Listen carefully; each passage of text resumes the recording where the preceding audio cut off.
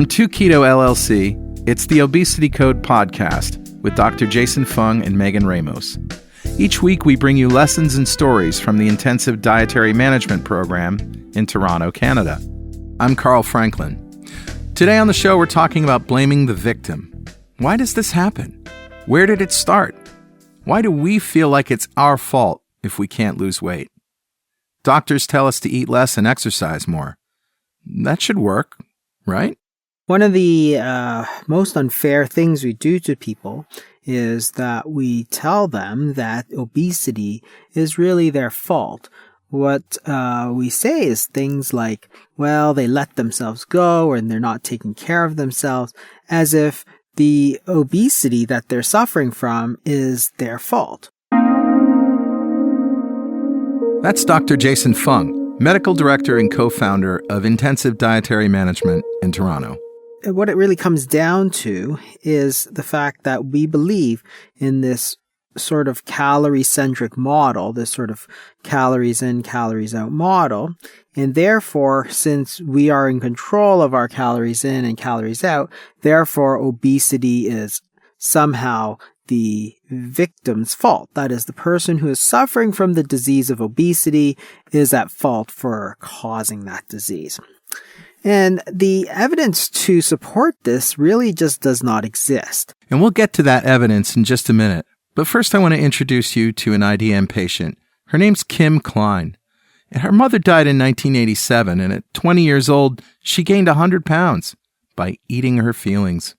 And one day she was in nursing school and passed out. One day I just kind of passed out. And all the nurses flooded around me, the soon-to-be nurses, and I went to the hospital, and lo and behold, I was diabetic.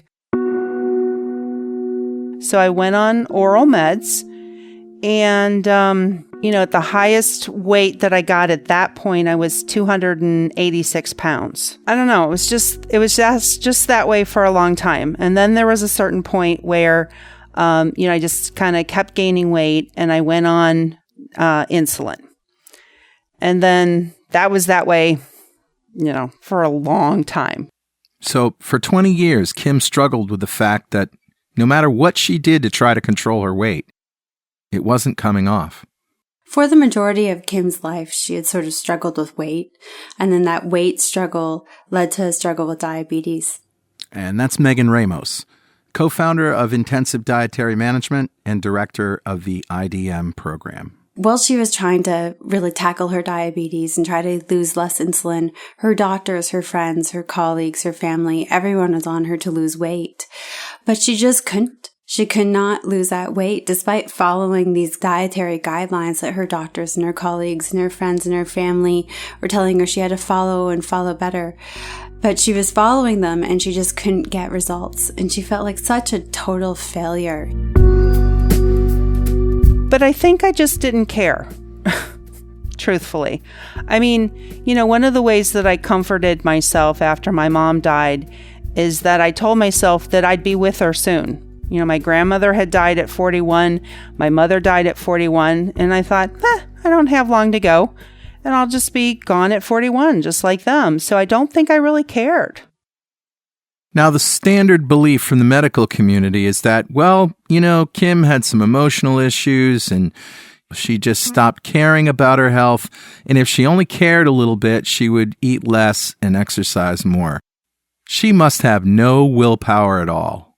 Okay, so there's this idea that fat people have no willpower. I was actually just reading an email today from a physicist who said you look around and you see these fat people in restaurants and they're eating enormous amounts of food. That's award-winning investigative journalist and author Gary Taubes. Therefore, the assumption is that eating enormous amounts of food makes them fat to begin with, and the reason they eat enormous amounts of food is because they have no willpower.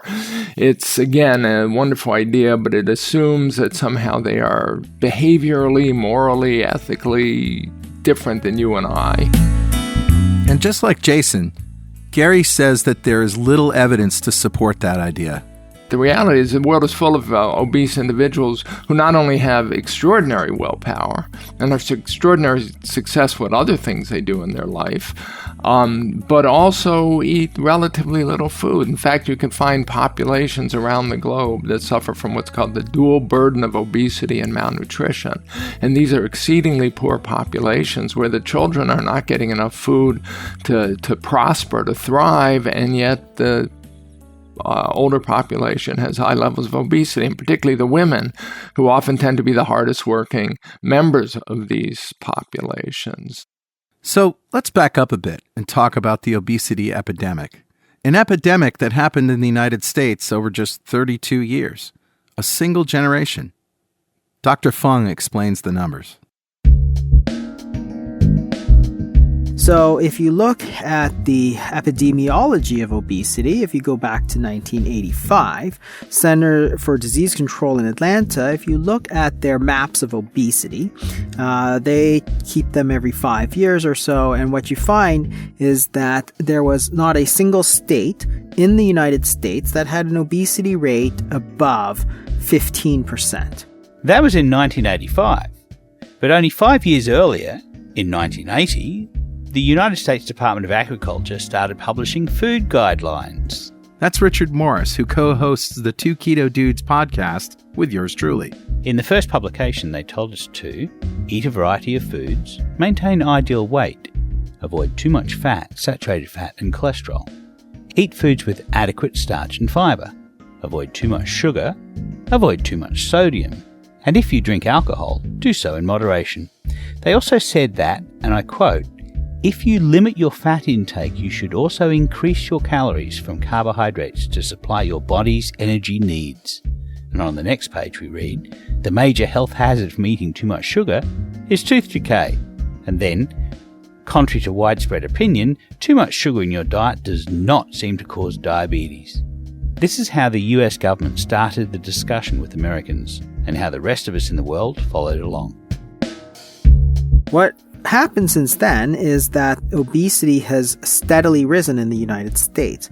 The most recent results were quite horrific, actually. Not a single state had an obesity rate below 20%. So from 1985, 30 years later, you went from not a single state above 15% to not a single state below 20%, and only 3 states below 25%. So that is the very, very worst state in 1985 was still significantly better than the very best state. In other words, you've gone from prevalence of obesity somewhere around 10% to something closer to 30 to 40% of the adult population of the United States. So if you think about it, there are somewhere over 300 million people in the United States.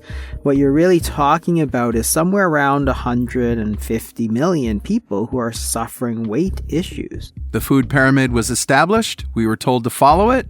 Generally, Americans did. They cut back on saturated fat.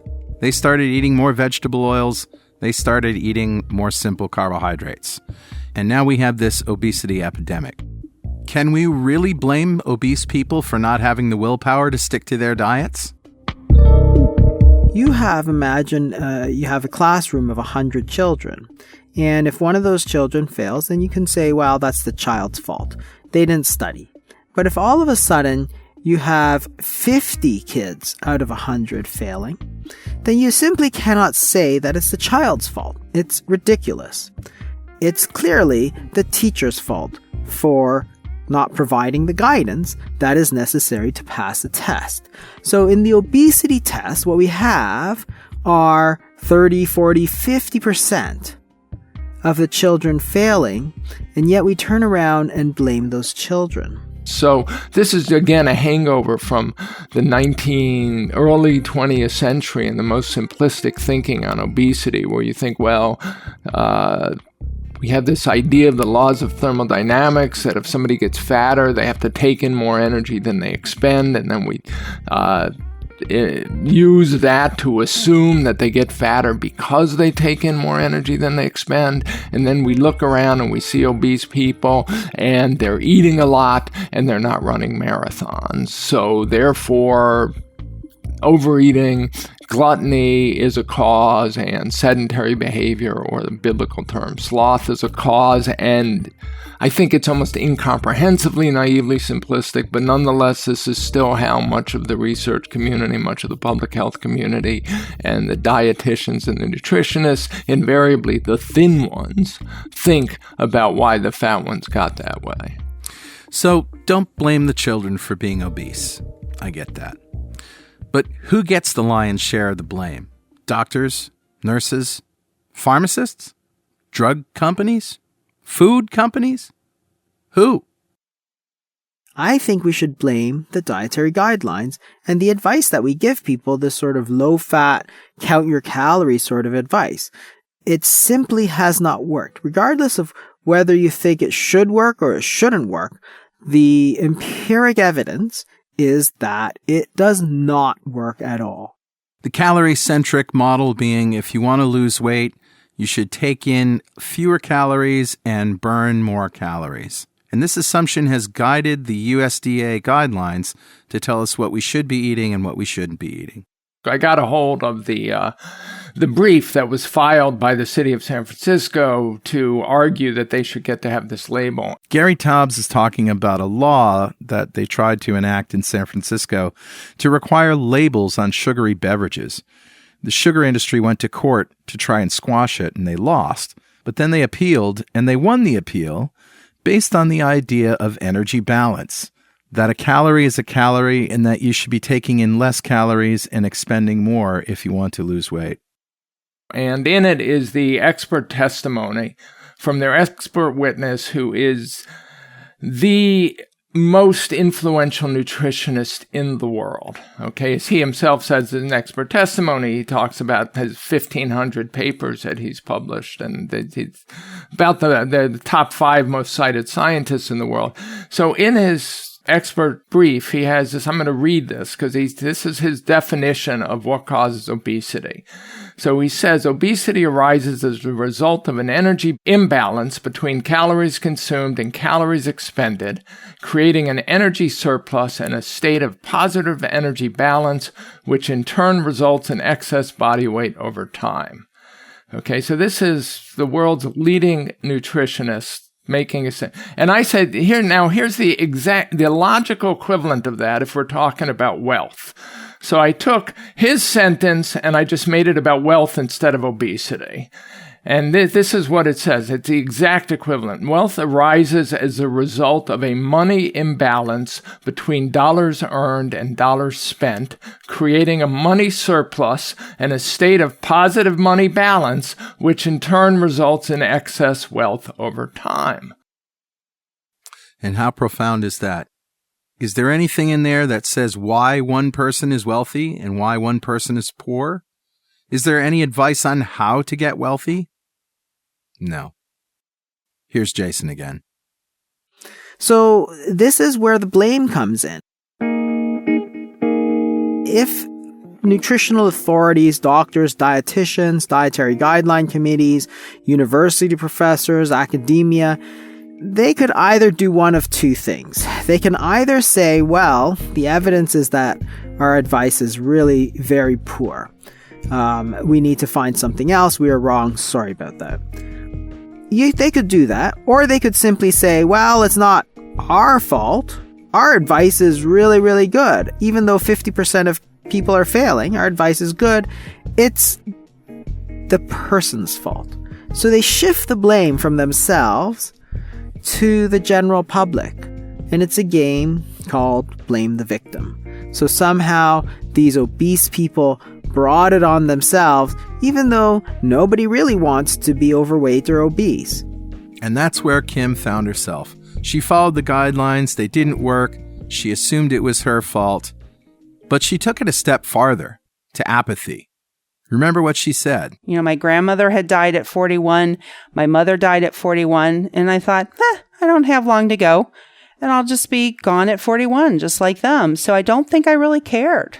And it's gone to the point that even the people themselves believe that it's their fault. And this is where it starts to get very dangerous. So people start to give up hope. They get depression. They have things like learned helplessness, which is that they learn that nothing they do helps. So why even try? That is to say, if you follow the best advice of your doctor, dietitian, nutritional authorities, reduce your calories to 800 calories a day, cut out all the fat, and you still don't lose weight, then at some point you're going to say, what's the point? Why don't I have Krispy Kreme donuts and pizza? Because my weight's going to be the same anyway. Kim chose to follow the dietary guidelines provided to her by her colleagues and her physicians and other people in her community. But these low-fat, high-carbohydrate dietary guidelines just caused her insulin levels to go higher. Now we're talking about insulin. As Dr. Fung explains, the calories in, calories out theory, sometimes referred to as energy balance, doesn't take into account insulin. The question we want to know is, are all calories equally fattening? That is, 100 calories of brownies, is it the same? Does it have the same fattening effect as 100 calories of grilled salmon? And the answer traditionally, if you ask your grandmother, and if you ask anybody with common sense really, is no. They are not the same at all. 100 calories of brownies contains sugar and flour, both of which will cause your pancreas to secrete a large amount of insulin in order to metabolize them. 100 calories of salmon, however, contains some fat, which doesn't need any insulin to metabolize, and protein, which will result in a small amount of insulin. What does insulin do? Well, it tells the body to store body fat. It turns on de novo lipogenesis. It tells the body to stop burning the stored energy. So it basically is an energy storage hormone. If you think about it, that's a very good thing. If you're eating food, insulin goes up, your body stores energy instead of burns it. So if insulin doesn't go up very high, the body does store a little bit, but not a lot of energy, and it's going to use the rest. Of the three macronutrients, carbohydrates, protein, and fat, carbohydrates cause your insulin levels to go up the most, whereas protein and fat don't have a whole lot of impact on your insulin levels. Protein only does if you eat it in excess, but it's really the carbohydrates that drive it up.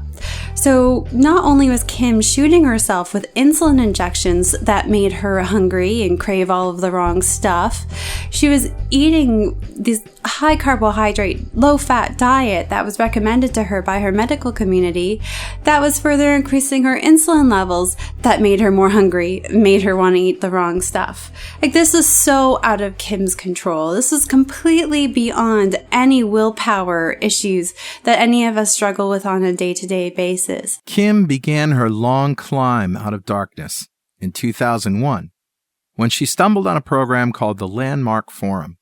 It wasn't about diet per se. It was a motivational program. And for the first time in her life, Kim knew that she didn't want to die at 41. And she didn't have to. That was when I started taking actions.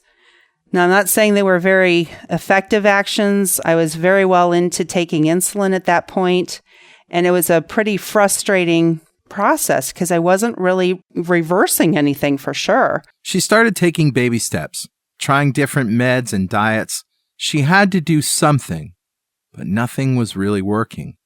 Until 2011, 10 years later. Someone said to me, "Are you sure that you've left no stone unturned in your quest to be healthy?"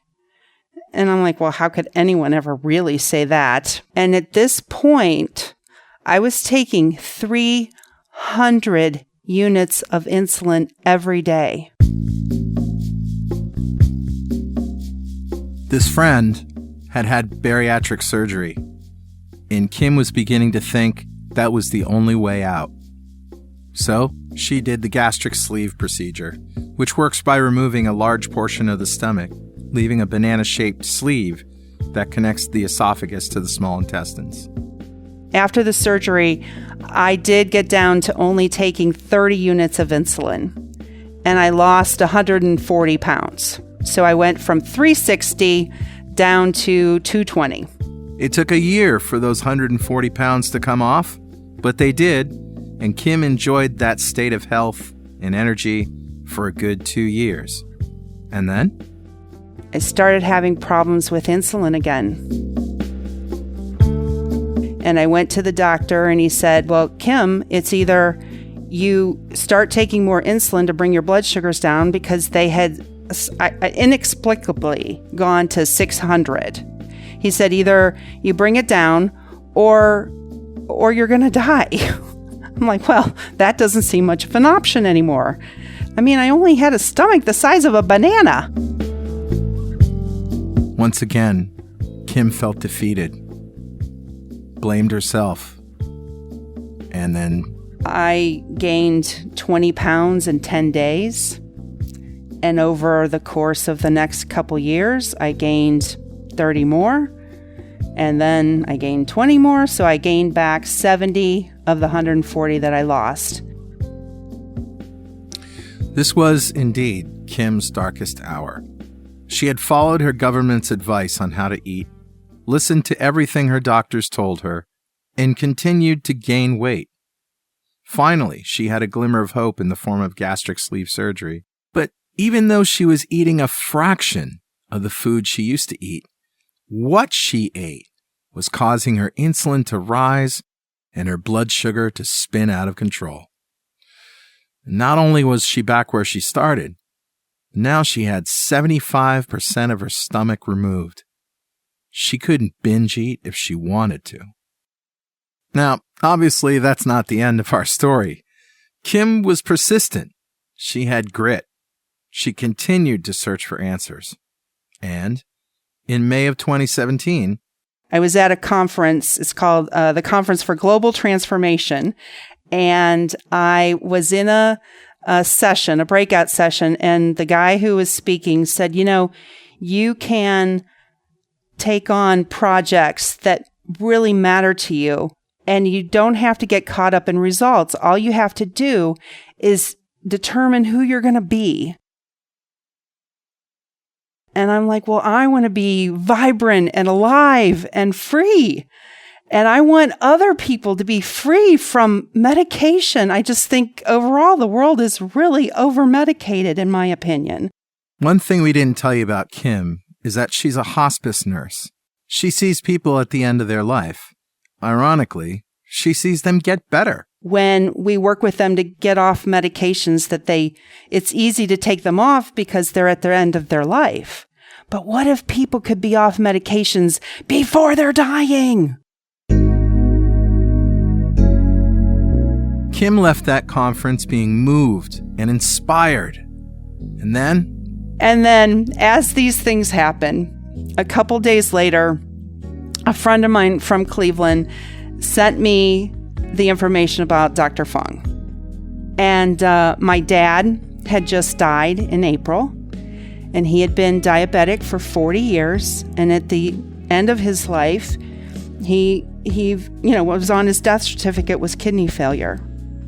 So I hear Dr. Fung say, the medical community has just kind of got it all wrong. Type 2 diabetes is reversible. We know that now, but what's not reversible, at least this is what I heard him say, maybe he didn't use these exact words, but that kidney disease, blindness, and amputation are not reversible. And since I don't have any of those things going on yet, it was just like, now's the time. So now Kim knew she had to lower her insulin. And for the first month, she was really on her own. And for a few days, she got rid of all sugar and starch. And then June 1st, I started a 9-day fast, and I had water, tea, coffee with heavy whipping cream. And I did that for 9 days. Wow, 9 days. I asked Kim if it was hard. I'm not going to say it was easy. I mean, emotionally, I'm not going to say it was easy. That was the hard part. Physically, not too bad. Not too bad. It was that I ended up calling it habit hunger. Like I'm driving home from work, and of course, now it is time to eat, isn't it? So those were the hard things. Or when, my husband, who did need to eat himself, was cooking something and I'd be like, oh, wow, that looks really good. I felt like there was a possibility of something that I had wanted for 30 years and could never, ever obtain. I could easily tell when I met with Kim that this was her last hope. And she was so determined that this was going to be it. Fasting was going to be it for her, and it was going to reverse her diabetes, and it was going to give her that control. She had all of this hope, and I just wanted to harness it, and I wanted to keep doing these longer fasts with her. I love this, that Megan says to me, Kim, you just need to keep fasting the sweetness right out of you. And she said, your body has been storing sugar in every little nook and cranny it can find for 30 years. This is going to take some time. But you are fasting like a champ. And you know what? I really keep those words like right in my heart because, some days you just go, shoot, man, I want to eat. I want to eat with everyone else. But the freedom. So I'm down, a total of 50 pounds. I'm down 10 inches in my waist. I'm down 2 sizes of clothes. I only take insulin when I'm really eating stuff that's higher in carbs. When I keep to the low carb, moderate protein, high fat, then I don't need it. And what about salt? So I went 5 days, maybe like the third time I did a water fast. And I did 5 days and I didn't take any salt. And I got kind of sick on the 4th day. And I'm like, what the heck is this? And Megan said, salt, salt, salt, salt, salt. Now, after meeting with Kim the first time, it was very evident that the majority of her issues with fasting sprung from electrolyte imbalances. She definitely wasn't getting in enough salt in particular, but she just kept hitting that brick wall where she just had to give up the fast. She was dizzy, she was a little bit nauseous, she was ravenous. And these are all common things that happen when your electrolytes aren't in check. When your electrolytes are really down and they're so vital for survival, potassium, sodium, chloride, magnesium, your body needs these things for survival, and your levels drop so low, your body's going to turn on that hunger signal. That signal is going to tell you, hey, you need to eat. You need to eat now because this is now a matter of life and death. And we know you can get those electrolytes through food. So you become ravenous when your electrolytes get low, even if you're not really hungry or your body doesn't need food for fueling purposes. It needs it for electrolyte purposes. So now I am really careful. I actually have tablets that I use. I take a teaspoon and a half, the equivalent of teaspoon and a half every morning. And then if I need the additional half, I have those 3 tablets I can use. That's what works for me. The pinches of salt were fine for a couple days and then ick. So Kim actually went online and she was able to get electrolyte tablets or salt tablets. You could actually buy Himalayan salt tablets on Amazon.com. So Kim got some salt tablets and we talked about how much she should be taking, and she found that much easier to be compliant with. It didn't taste funny to her. It didn't cause her to run to the bathroom. It was easy. It was effortless. So she was able to hydrate properly for the first time throughout her fast. And Kim actually made it to 17 days. But now, like that 17-day fast, no problems, because I took my tablets every single morning, like without fail. Towards the end of the fast, we met and follow up, and she just started to cry. She was just so overwhelmed with positive emotions. She was electing not to eat for these 17 days. She was around people who were eating. She was cooking for people who were eating, and she just didn't want it. She didn't feel the need to have it. So when you go from having to inject yourself with all kinds of insulin, and when you go from consuming a high carbohydrate diet, which raises your own internal insulin levels, you feel so out of control when it comes to your hunger, and you just stuff your face left, right, and center sometimes. Nothing is satiating enough when you're eating a high carbohydrate diet. Nothing is satiating enough. So for the first time in years, Kim said, I just didn't want it. I didn't need it. I had control. I wasn't being dictated by food every minute of the day, every day of the week. I was in control. Before she started fasting, Kim was taking 3 diabetes medications: Levemir, Victoza, and Humalog. Here Kim describes how she adjusted her medication as she lost weight. So the first month, I actually wrote it down so I could have the numbers, but I lost 14 pounds in the first month. And in the second month, I lost 12, but I went off the Levemir and the Victoza. And then the third month, I lost 16 pounds, and I only needed the Humalog when I was eating. One of the more surprising aspects about Kim's eating habits is that she actually does eat carby meals on occasion. So as far as when I'm eating, I do mostly eat a low-carb, moderate protein, like a ketogenic diet. But one of the things that I know really works for me is to really enjoy life and not feel deprived. And I guess because I've had such good results so far, I get it. The closer I am to goal weight or goal things, I'm going to have to tighten it up a bit.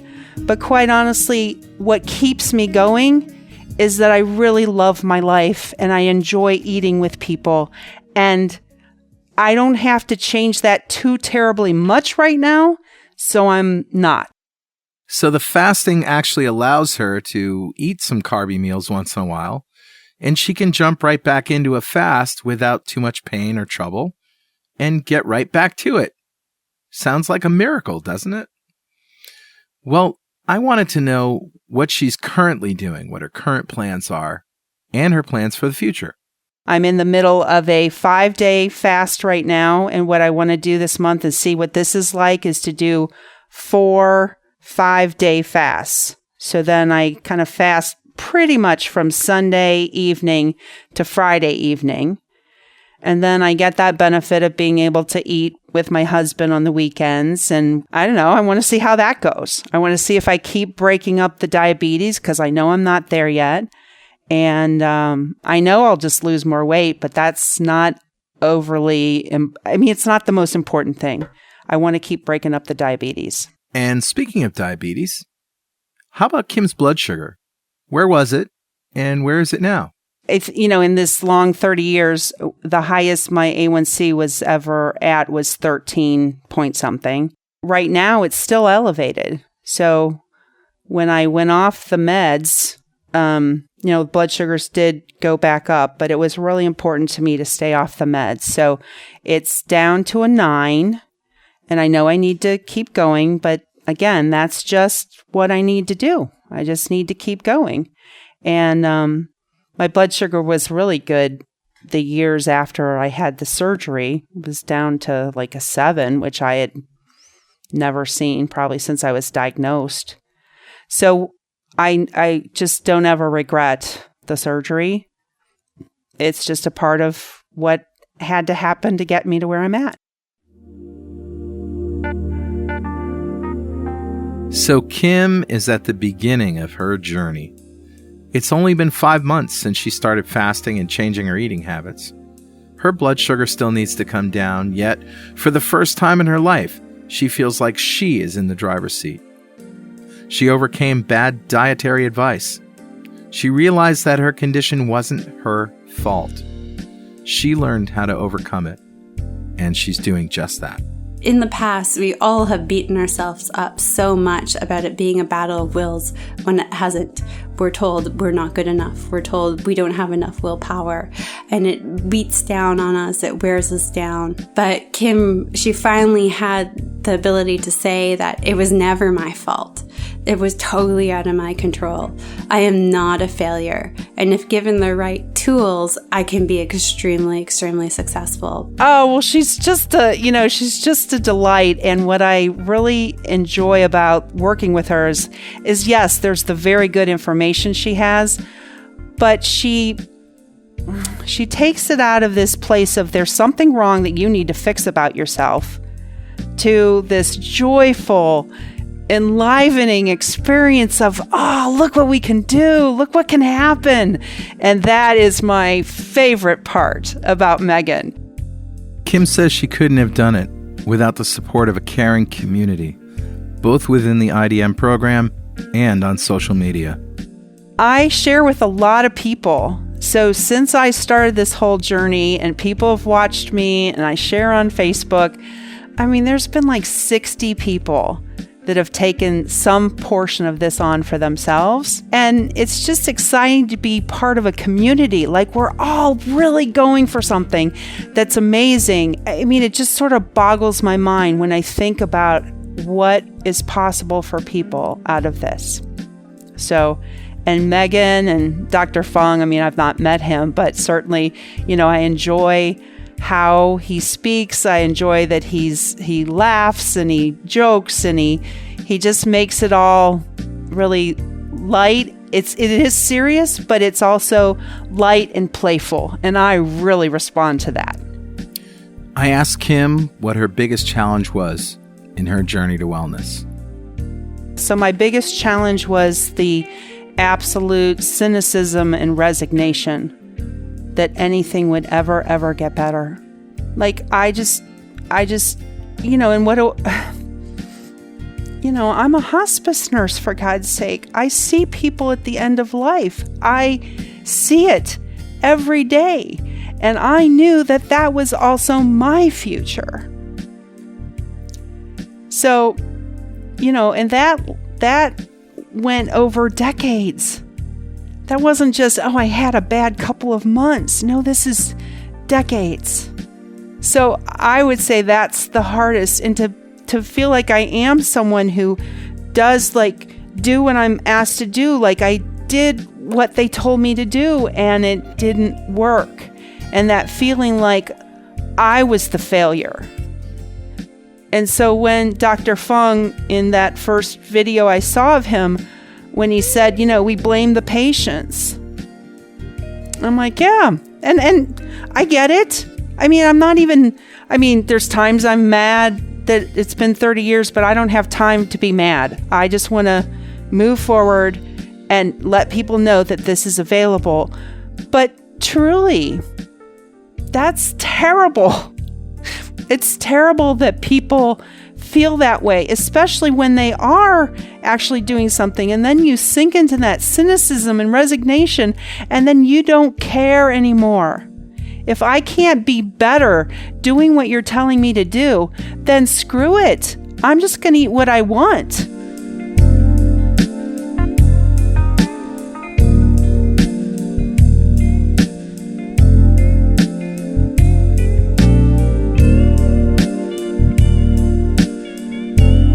Kim was so beaten down prior to fasting by everyone telling her what a failure she was at this, that it was just such an amazing high for her to have succeeded with this fast. So today, Kim's done all kinds of crazy fasts. She's lost an amazing amount of weight in such a short period of time. Her blood sugar levels are getting there. I mean, it's a long process. You can't expect to erase decades worth of diabetes in a few months, but she's getting there. Medication has been drastically reduced. For Kim, I think the biggest message that she can share with other people is don't beat yourselves up for this. This is totally out of your control, but you do have two tools that can help you regain control. You have fasting, which really hammers down those insulin levels, and once those insulin levels are down, you get the control back, and you have a low carbohydrate, high fat diet. Many of us who have had success with a low-carb diet and/or fasting have no doubt experienced pushback from our family and friends. I asked Kim if she had experienced this, and interestingly, she said, no, not really. Her friends and family trust her judgment. Maybe that's because she's a nurse. Maybe it's because she has a reputation for only recommending things that she truly believes in. I feel extremely loved. And people just want me to be well. Sorry. Yeah, so people just want me to be well.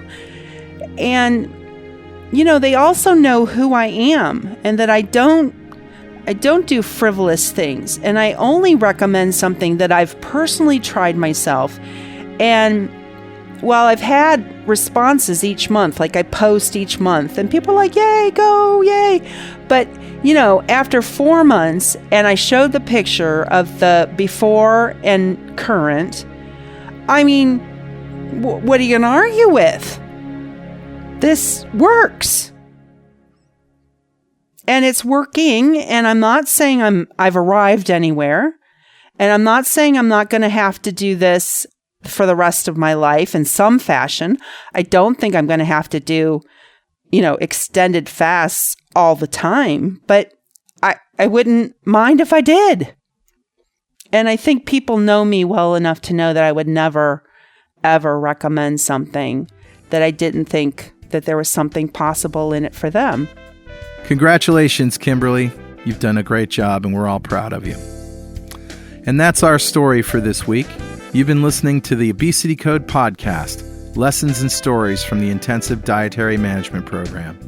The Obesity Code podcast is brought to you by 2Keto LLC, who strives to support the low-carb community with podcasts and other publications. And you can help support our mission by making a monthly pledge, no matter how small, at patreon.2keto.com. I'm Carl Franklin. We'll see you next time.